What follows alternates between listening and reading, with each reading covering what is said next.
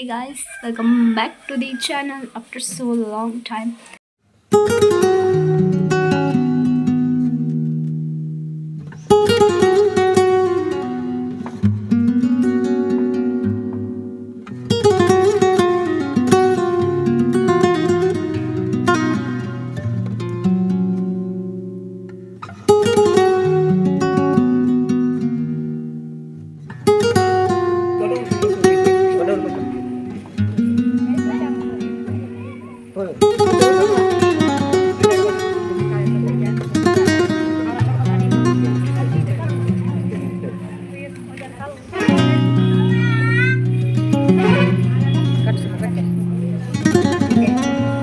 Hey guys, welcome back to the channel after so long time. ನಾನು ನಿಮ್ಮ ಮುಂದೆ ಬಂದಿದ್ದೇನೆ. ಮದುವೆ ಆದ ನಂತರ ನನ್ನ ಮೊದಲ ವ್ಲಾಗ್ ಇದು. ಮದುವೆಯಾಗಿ 1 ವೀಕ್ ಆಗ್ತಾ ಬಂತು ಇವತ್ತಿಗೆ. ನಾನು ಇವತ್ತು ನನ್ನ ಗಂಡನ ಮನೆಗೆ ಹೋಗ್ತಿದ್ದೇನೆ. ಆವತ್ತು ಕರ್ಕೊಂಡು ಹೋಗಲಿಲ್ಲ, ಜೋರು ಮಾತಾಡಲಿಕ್ಕಾಗಲ್ಲ, ಯಾಕಂದ್ರೆ ನನ್ನ ಕರ್ಕೊಂಡು ಹೋಗ್ಲಿಕ್ಕೆ ಬಂದಿದ್ದಾರೆ. ಇವಳನ್ನು ಕೊಬ್ಬೆ ಇಡ್ತಿದ್ದಾಳೆ ಅಂತ ಅಂದ್ಕೊಳ್ಬಾರ್ದು. ಸೊ ಅದಕ್ಕೋಸ್ಕರ ಇಷ್ಟೊತ್ತು ನಾನು ನನ್ನ ಗಂಗೆ ತುಂಗಿ ಎಲ್ಲ ಹರಿಸಿದ್ವಿ. ಇನ್ನು ಇವತ್ತೆಂತಂದರೆ ಉಡಕ್ಕಿ ಹಾಕಿಕ್ಕಿದೆ, ಅಂದರೆ ಅಕ್ಕಿ ಎಲ್ಲ ಹಾಕಿ 9 ಮನೆಯದ್ದು ಮಾಡಲಿಕ್ಕಂತ ಇದೆ. ಸೊ ಇಲ್ಲಿ ದೊಡ್ಡಮ್ಮನವ್ರ ಮನೆಗೆ, ನೆಕ್ಸ್ಟ್ ಬೇರೆ ಅವ್ರ ಮನೆಗೆಲ್ಲ ಹಾಕಿ ನೆಕ್ಸ್ಟ್ ಅಂದರೆ ಉತ್ತರ ಕರ್ನಾಟಕ ಸ್ಟೈಲ್ ಪದ್ಧತಿ ಬೇರೆ ಇರ್ತದೆ. ನನ್ನ ಅಣ್ಣ ಕಾಲೆಲ್ಲ ತೊಳೆದು ನನ್ನನ್ನು ಬೀಳ್ಕೊಡ್ತಾರೆ. ನಾನು ನೆಕ್ಸ್ಟ್ ಹಸ್ಬೆಂಡ್ ಮನೆಗೆ ಹೋಗೋದು. ಅಲ್ಲಿದು ಶಾಸ್ತ್ರ ವೆಲ್ಕಮ್ ಮಾಡೋದು ಅದು ಡಿಫ್ರೆಂಟ್ ಆಗಿರ್ತದೆ. ಅದನ್ನು ಸಹ ತೋರಿಸ್ತೇನೆ, ನೋಡ್ಕೊಂಡು ಬನ್ನಿ. ನಾನು ಎಡಿಟಿಂಗ್ ಎಲ್ಲ ಕೆಲವು ಬೇಗ ಬೇಗ ಮಾಡಿ ಹಾಕಿದೆ, ಯಾಕಂದ್ರೆ ನನಗೆ ಕೂಡ ಹುಷಾರಿರಲಿಲ್ಲ, ನೀರೆಲ್ಲ ಚೇಂಜ್ ಆಗಿ ಹಾಗೆ ನನಗೆ ಹುಷಾರಿಲ್ಲದಾಗ ಆಗಿತ್ತು. ಸೊ ಹಾಗಾಗಿ ಇನ್ನು ಈ ವಿಡಿಯೋಸ ನಾನು ಯಾವಾಗ ಹಾಕ್ತೀನಿ ನನಗೆ ಗೊತ್ತಿಲ್ಲ. ಇವಾಗ ಹೋಗಿ ನೆಕ್ಸ್ಟ್ ನಾಳೆ ದೇವಸ್ಥಾನಕ್ಕೆಲ್ಲ ಹೋಗ್ತಿದೆ. ಇವತ್ತು ಅಂದರೆ ಸೋಮವಾರ, ಇವತ್ತು ನಾನು ಹೋಗ್ತಾ ಇದ್ದೀನಿ.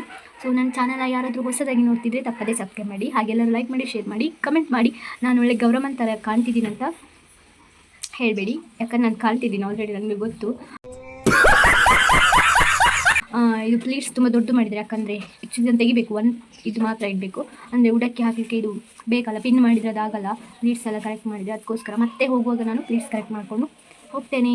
ಸೊ ಓಕೆ, ನೆಕ್ಸ್ಟ್ ಏನೇನು ಆಗ್ತದೆ ನಾನು ಹಾಕ್ತೇನೆ, ನೋಡ್ಕೊಂಡು ಬನ್ನಿ.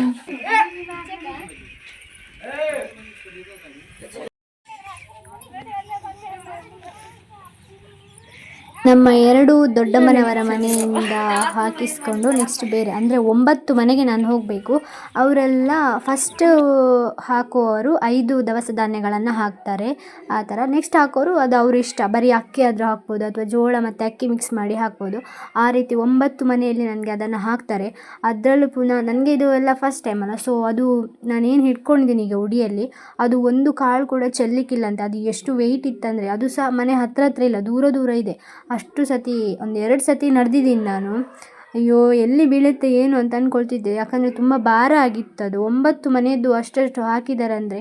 ಆಮೇಲೆ ನೆಕ್ಸ್ಟ್ ಅವರು ನಮಗೆ ಹಾಕಿದ್ರು, ನಾವು ಈ ಥರ 5 ಸತಿ ಹಾಕ್ಲಿಕ್ಕೆ ಇರ್ತದೆ. ಇಲ್ಲಿ ನನಗೆ ಅತ್ತಿಗೆ ಒಂದು ಕಲಿಸ್ಕೊಟ್ಟಿದ್ರು. ನೆಕ್ಸ್ಟ್ ಇದು ಹಾಕಿದ ಮೇಲೆ ನಾನು ಒಂದು ಸತಿ ಹಾಕ್ಲಿಕ್ಕೆ ಇರ್ತದೆ ಅವರಿಗೆ. ಆಗ ಸ್ವಲ್ಪ ತೆಗೆದು ಹಾಕಬೇಕು, ಇಲ್ಲ ಅಂದರೆ ತವ್ರ ಮನೆಗೆ ಲೇಟಾಗಿ ಬರ್ತೀರ ನೀವು, ಹಾಗೆ ಅದೇನೋ ಹಳೆ ಕಾಲದ ಅವರಿಗೆ ಯಾರೋ ಹೇಳಿದ್ರೇನೋ, ಅವ್ರು ನನಗೆ ಹೇಳಿದ್ದಾರೆ. ಸೊ ನಾನು ಇರ್ಬೋದಂತೇಳಿ ನಾನು ಸ್ವಲ್ಪನೇ ಹಾಕ್ತಿದ್ದೆ, ಬೇಗ ತವ್ರ ಮನೆಗೆ ಬರಬೇಕು ಅಂತ. ಎಲ್ಲ ನಮ್ಮ ಹಳ್ಳಿ ಕಡೆ ಇರುವಂತಹ ಪದ್ಧತಿ ಇದು. ಆ ಕಡೆ ಎಲ್ಲ ನಮ್ಮ ಉತ್ತರ ಕರ್ನಾಟಕ ಸೈಡ್ ಮಾತ್ರ ಇದು ನಿಮಗೆ ಕಾಣಲಿಕ್ಕೆ ಸಿಗ್ತದೆ.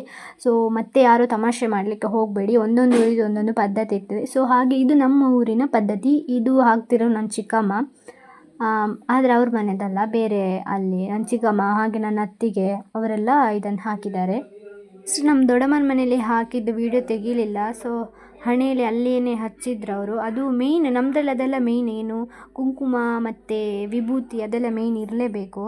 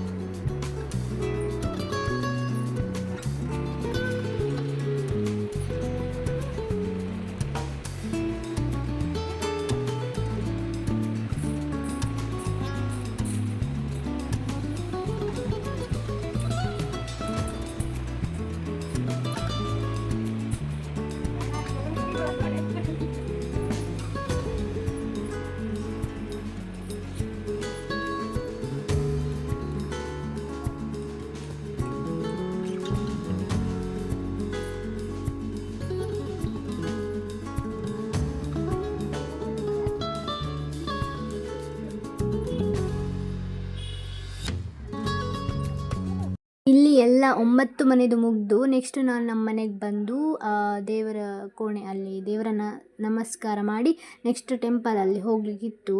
ಆವಾಗ ನನ್ನ ಹಸ್ಬೆಂಡ್ ಮನೆಯವ್ರು ಬಂದಿದ್ದಲ್ಲ, ಸೊ ಅವರಿಗೆ ಅರಿಶಿನ ಕುಂಕುಮ ಎಲ್ಲ ಕೊಡ್ತಾಯಿದ್ರು. ಸೊ ಅಲ್ಲಿ ದೇವಸ್ಥಾನಕ್ಕೆ ಅಂತ ಕೇಳಿದರೆ ಅಲ್ಲಿ ಉಡಕ್ಕಿನ ಸಡಿಲಿಸೋದು ಅಂತ ಹೇಳ್ತಾರೆ. ಅಂದರೆ ನಾನು ಹಿಡ್ಕೊಂಡಿದ್ದ ಉಡಕ್ಕಿನ ನಮ್ಮ ಅಣ್ಣ ಅವರ ಕೈಯಿಂದ ಅದನ್ನು ತೆಗೆದು ಅದನ್ನು ಕಟ್ಟಿ ನಮಗೆ ಕೊಟ್ಟು ಕಳಿಸ್ತಾರೆ ವಾಪಸ್.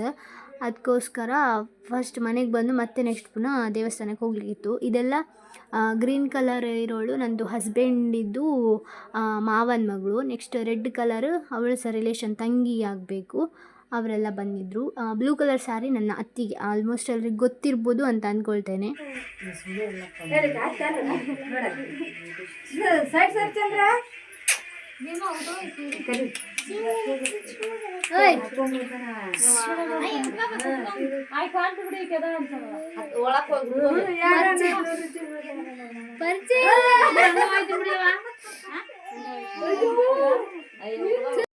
ಇಲ್ಲಿ ನಾನು ದೇವಸ್ಥಾನಕ್ಕೆ ಬಂದು ದೇವರಿಗೆಲ್ಲ ನಮಸ್ಕಾರ ಮಾಡಿ ಆಯಿತು. ಇವಾಗ ನನ್ನ ಅಣ್ಣ ನನ್ನ ಕಾಲೆಲ್ಲ ತೊಳೆದು ನೆಕ್ಸ್ಟ್ ಅದೇ ಉಡಕ್ಕಿನ ಸಡಿಲಿಸ್ತಾರೆ. ನಾನು ಹಾಕ್ಕೊಂಡಿದ್ದು ನನ್ನ ಮದುವೆ ಸಾರಿ, ಅದು ಹಾಗೇನೆ ಅಂತೆ ಮದುವೆಯಲ್ಲಿ ಉಟ್ಕೊಂಡಿದ್ದ ಸಾರಿನೇ ಉಟ್ಕೊಳ್ಬೇಕಂತೆ ಆವತ್ತು. ಸೊ ಅದಕ್ಕೋಸ್ಕರ ಅದೇ ಸಾರಿನ ಹಾಕ್ಕೊಂಡಿದ್ದೆ.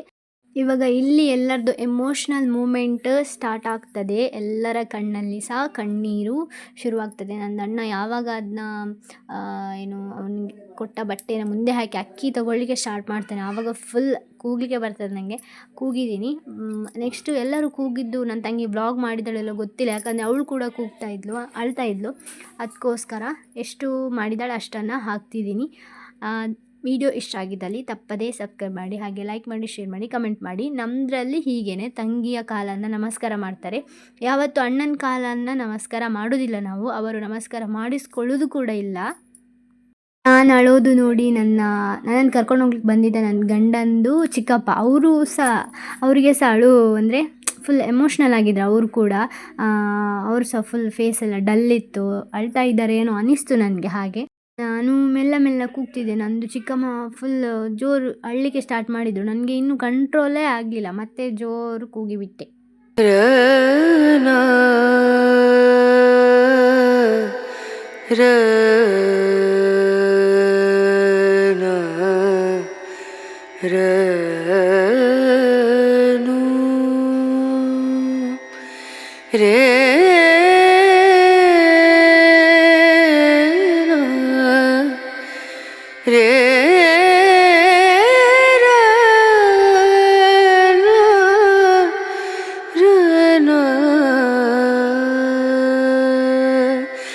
नजरिया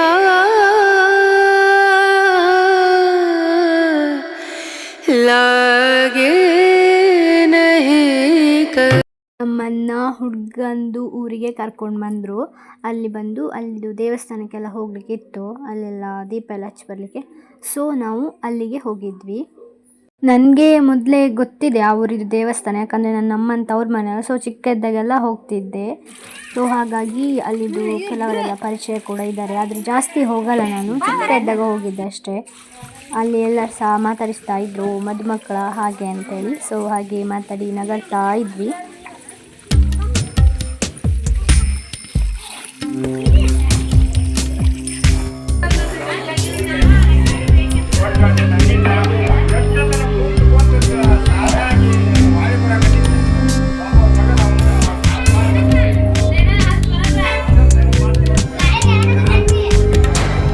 ದೇವಸ್ಥಾನಕ್ಕೆ ದೀಪ ಹಚ್ಚಿದ ಮೇಲೆ ನೆಕ್ಸ್ಟ್ ಹುಡುಗನ ಮನೆಗೆ ಬಂದ್ವಿ.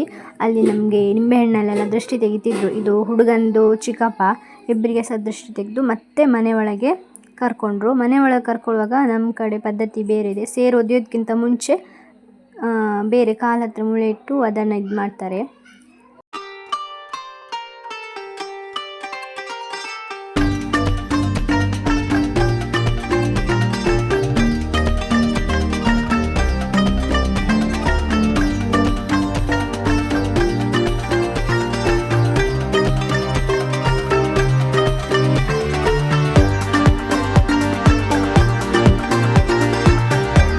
ಫಸ್ಟ್ ದೊಡ್ಡ ಸೊಸೆನ ಮನೆ ತುಂಬಿಸ್ಕೊಂಡ್ರು. ಇವರು ದೊಡ್ಡ ಸೊಸೆ ಅಂದರೆ ನನಗೆ ಅಕ್ಕ ಆಗ್ತಾರೆ ಅವರು. ನೆಕ್ಸ್ಟ್ ಅದಾದಮೇಲೆ ನನ್ನನ್ನು ಮನೆ ತುಂಬಿಸ್ಕೊಂಡ್ರು.